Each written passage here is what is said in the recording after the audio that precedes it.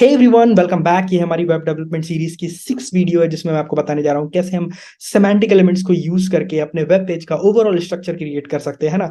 इससे पहली वाली वीडियोस में भी मैंने आपको बताया कैसे हम इंडिविजुअल एलिमेंट्स लाइक हेडिंग कैसे क्रिएट कर सकते हैं, कैसे पैराग्राफ क्रिएट कर सकते हैं, कैसे हम इफेक्टिवली हाइपरलिंक क्रिएट कर सकते हैं और कैसे हम लिस्ट क्रिएट कर सकते हैं। और इन सब के सेमांटिक बेनिफिट्स भी मैंने आपको बताया इससे पहले वाले वीडियोस में। इस वीडियो में हम देखने जा रहे हैं कि ओवरऑल स्ट्रक्चर कैसे हम क्रिएट कर सकते हैं, वेबसाइट के डिफरेंट सेक्शंस को कैसे हम रिप्रेजेंट कर सकते हैं, है ना। और हमें क्यों सेमेंटिक एलिमेंट यूज करना चाहिए। तो इसके बहुत बड़े फायदे हैं। मैंने आपको पहले भी बताया कि अगर हम सेमेंटिक एलिमेंट्स यूज करते हैं तो सर्च इंजन हमारे वेब पेज को प्रॉपरली रैंक करता है, प्रॉपरली रिकॉग्नाइज करता है। सर्च रिजल्ट में हमारा वेब पेज प्रॉपरली रैंक करेगा अगर हम सेमेंटिक एलिमेंट्स को यूज करके अपना वेब पेज क्रिएट करते हैं, है ना। दूसरा इसका सबसे बड़ा बेनिफिट ये है कि मैं आपको पहले भी वीडियोस में बता चुका हूँ कि जो एक्सेसिबिलिटी, जब आप एक वेब पेज क्रिएट कर रहे हो तो आपका जो माइंड है वो एक्सेसिबिलिटी वाला होना चाहिए। आपको वेब पेज क्रिएट करने से पहले आपको कई डिफरेंट टाइप्स ऑफ यूजर के बारे में सोचना चाहिए। आपकी वेबसाइट के अलग अलग यूजर हो सकते हैं। एक तो नॉर्मल यूजर हमारी और आपकी तरह, ठीक है।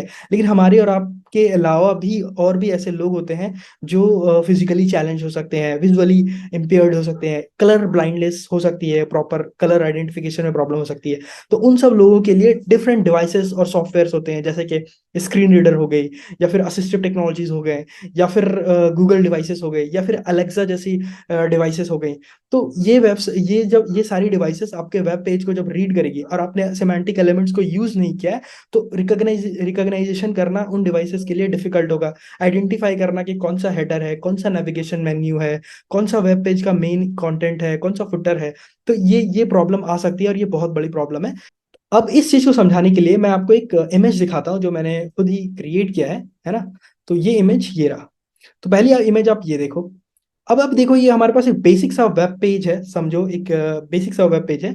अब आपका वेब पेज बहुत कॉम्प्लेक्स भी हो सकता है। आपका वेब पेज अलग अलग वेब पेज एक दूसरे से टोटली डिफरेंट हो सकते हैं, यूआई वाइज अलग अलग दिख सकते हैं। लेकिन आप अगर उसके इंटरनल एलिमेंट्स को देखोगे तो हर वेब पेज में वो चीजें कॉमन होने वाली है। जैसे कि हेडर आपको दिखेगा ही दिखेगा हर वेब पेज में, आपको नेविगेशन मेन्यूज भी आप दिखेगा ही, मेन एरिया होता ही है हर वेब पेज में, और फुटर भी होता ही है। तो आप इस पेज को देखो। अब मैं आपको बता देता हूँ थोड़ी सी हिस्ट्री, लाइक HTML5 से पहले क्या चल रहा था।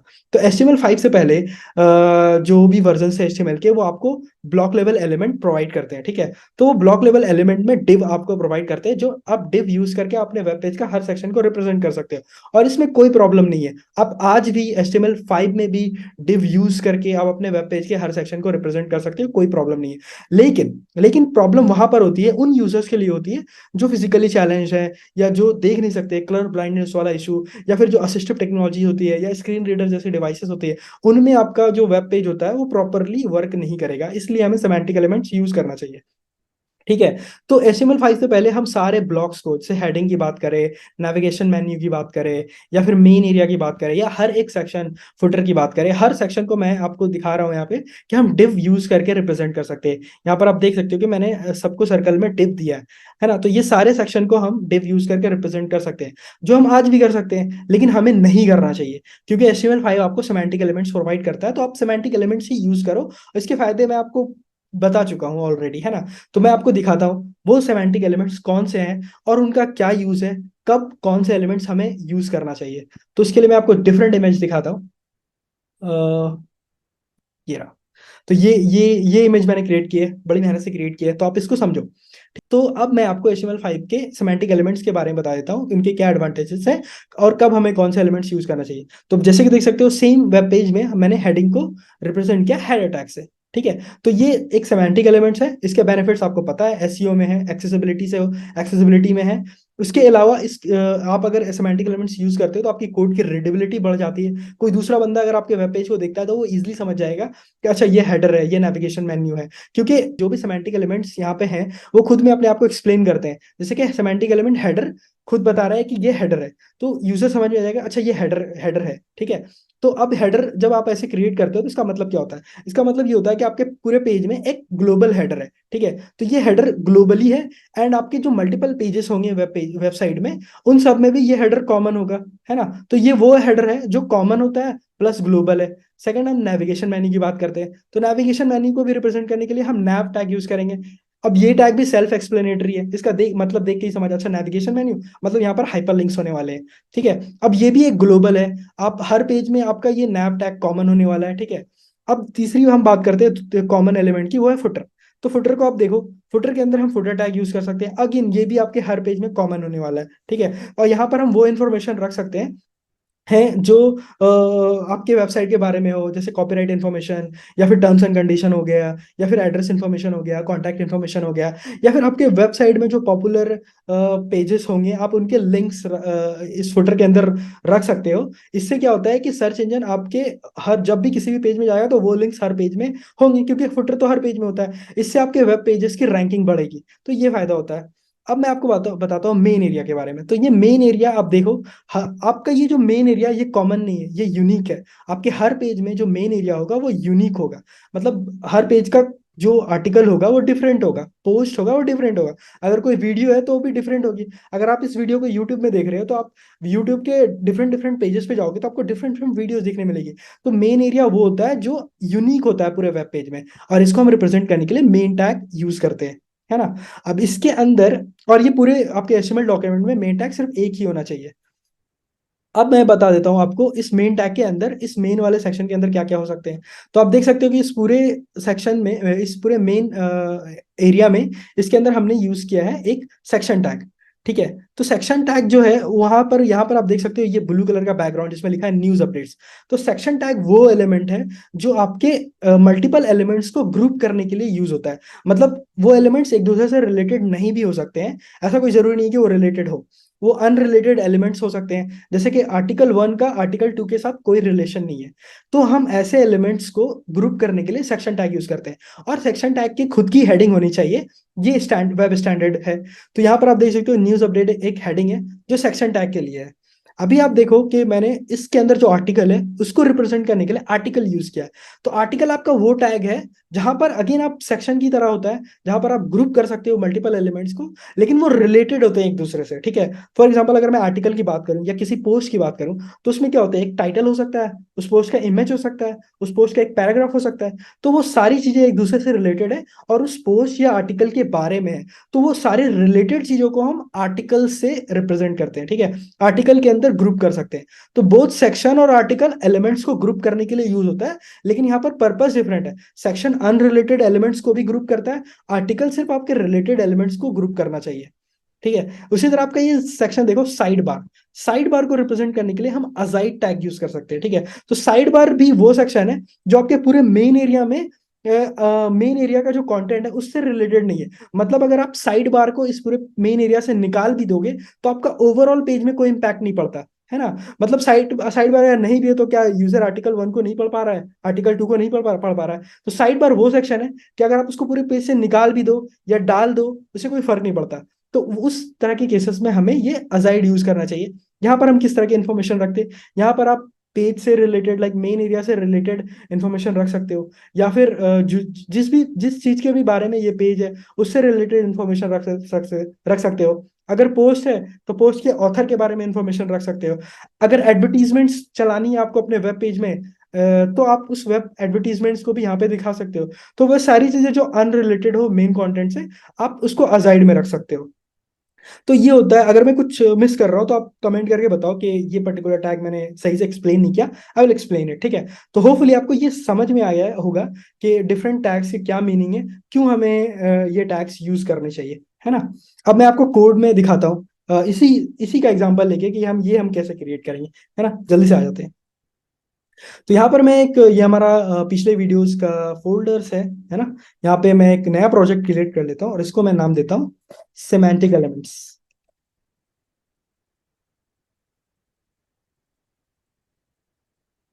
Semantic elements. अब जल्दी से मैं इसके अंदर एक फाइल क्रिएट कर लेता हूँ, index.html। अब मैं यहाँ पर एक HTML फाइल का टेम्पलेट जनरेट कर लेता हूँ और इसका एक टाइटल दे देता हूँ, इसको मैं बोलता हूँ सेमेंटिक एलिमेंट्स। अब हमारे वेब पेज में क्या क्या, सबसे पहले तो हेडिंग, तो हम हेडिंग क्रिएट कर लेते हैं। इसके लिए मैं क्रिएट करने जा रहा हूँ हेडर। अब हेडर के अंदर हमारा है एक कोडिंग इंसेनली। तो ये हेडिंग हमें ऐड करनी है, जिसको आप लोगो भी समझ सकते हो अगर लोगो ट्रीट करना है तो। इसको है पूरे पेज में हमारा एक ही हेडिंग होना चाहिए, तो वो मैं ऐड कर लेता हूँ। Coding insanely. ठीक है, ये हमारा हेडर हो गया रेडी। नेक्स्ट हमारे पास क्या सेक्शन है, एक नेविगेशन मेन्यू है। तो उसके लिए HTML5 प्रोवाइड करता है nav एलिमेंट। तो nav एलिमेंट ऐड कर लिया हमने। अब इसके अंदर क्या है, इसके अंदर हाइपर लिंक्स है जो हम लिस्ट टैग से रिप्रेजेंट कर सकते हैं। तो इसके लिए मैं क्रिएट कर लेता हूँ अनऑर्डर्ड लिस्ट। तो जल्दी से मैं ऐड कर लेता हूँ list and then anchor tag. अभी मैं कोई डिफरेंट फाइल्स या मैं लिंक्स क्रिएट नहीं करता, मैं जस्ट दिखाने के लिए ये क्रिएट कर लेता हूँ। होम, ये हमारा नेविगेशन रेडी हो गया। अब हम आ जाते हैं अपने मेन एरिया पे। तो मेन एरिया के लिए हम HTML5 हमको सेमेंटिक एलिमेंट प्रोवाइड करता है मेन टैग, जो आपके पूरे पेज में सिर्फ एक ही होना चाहिए। मेन टैग हमने ऐड कर लिया और ये हमेशा यूनिक होता है। तो इसके अंदर हमें हमारे पास क्या है, इसके अंदर हमारे पास दो चीजें हैं। एक तो ये सेक्शन हो गया और एक हो गया ये हो गया साइड बार। ठीक है, तो ये सेक्शन और साइड बार के लिए मैं क्या करूँ, सेक्शन के लिए मैं सेक्शन ही टैग ऐड कर लेता हूँ एंड साइड बार को रिप्रेजेंट करने के लिए मैं अजाइड यूज कर लेता हूँ। अब अजाइड की भी एक खासियत है, ये ऐसा जरूरी नहीं है कि आपका साइड बार हमेशा मेन के अंदर हो, आप बाहर भी रख सकते हो, इसमें कोई प्रॉब्लम नहीं है। ठीक है, अब सेक्शन के अंदर सेक्शन की हेडिंग चाहिए। सेक्शन की हेडिंग मैं H2 से डाल देता हूँ। अब H2 से उसके अंदर जो है वो है न्यूज अपडेट। एंड इसके अंदर क्या दो आर्टिकल्स है, तो दो आर्टिकल्स के लिए मैं इसको आर्टिकल ऐड कर लेता हूँ। आर्टिकल आर्टिकल की हेडिंग है जिसको मैं H3 से रिप्रेजेंट कर देता हूँ। अब इसको मैं रिप्रेजेंट करने के लिए यूज आर्टिकल हेडिंग 1। अब मैं इसको एक पैराग्राफ दे देता हूँ जो कि हमारे कोड में भी दिख रहा है। तो ये हो गया हमारा पैराग्राफ ऐड। तो हमारा आर्टिकल 1 रेडी। इसी तरह मैं इसको कॉपी कर लेता हूँ। तो यहाँ पर आप देख सकते हो कि मैंने सेक्शन क्रिएट किया, सेक्शन का अपना हेडिंग भी रेडी है और यहाँ एक आर्टिकल है जो दो एलिमेंट्स को ग्रुप करता है जो एक दूसरे से रिलेटेड है। और सेक्शन दो आर्टिकल को ग्रुप कर रहा है और एक H2 को भी रिप्रेजेंट कर रहा है जो एक दूसरे से रिलेटेड नहीं भी है। ठीक है, अब अजाइड में आ जाते हैं। अजाइड में हमें रिसेंट न्यूज दिखानी है। तो अजाइड की हम एक हेडिंग डाल देते हैं H2 से, जिसको हम बोलते हैं रिसेंट न्यूज। अब इसके अंदर हम डाल देते हैं UL tag, LI tag and then anchor tag. And इसके अंदर जो है हमारा न्यूज 1 न्यूज 2 वो क्रिएट कर लेते हैं। इसको मैं रिपीट कर लेता हूँ। ठीक है, ये हो गया हमारा azide ready, side bar ready. ठीक है, अब हमारा लास्ट सेक्शन है footer.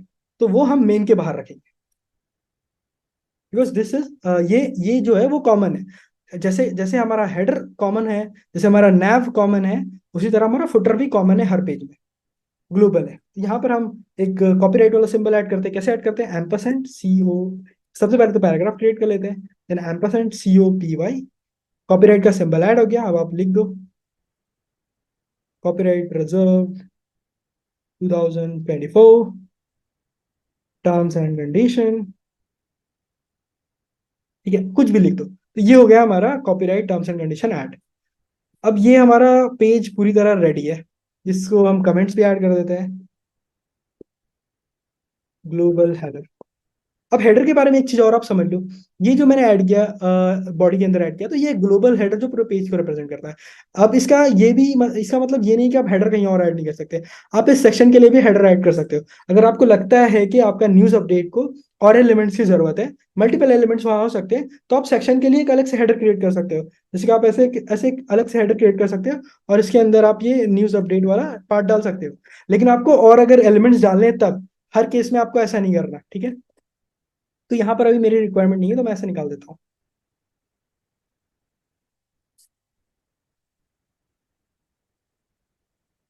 Global navigation,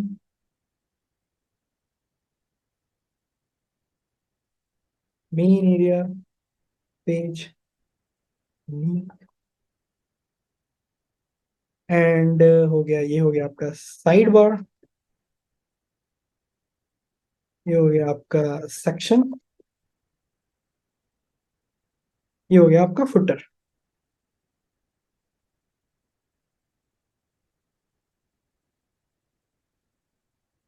global footer. अब इसके बारे में थोड़ा सा लिख देता हूँ section,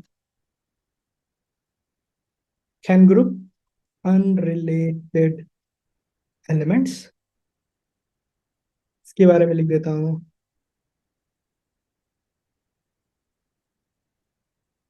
group only related elements, side bar, aside यहाँ पे मैं बोल देता हूँ अनरिलेटेड टू मेन कंटेंट। ठीक है, मतलब ये हो ना हो, निकाल भी दो आप तो आपके पूरे पेज में कोई इम्पैक्ट नहीं पड़ने वाला। ठीक है, तो होपफुली आपको ये पूरा समझ में आया होगा जो मैंने आपको सिमेंटिक एलिमेंट्स को एक्सप्लेन करने का ट्राई किया। अगर आपको कोई डाउट है तो आप प्लीज कमेंट करके मुझसे पूछ सकते हो। ठीक है, तो थैंक यू सो मच मेरे इस वीडियो को देखने के लिए। अभी तक अगर आपने मेरे चैनल को सब्सक्राइब नहीं किया तो प्लीज प्लीज प्लीज सब्सक्राइब कर लो।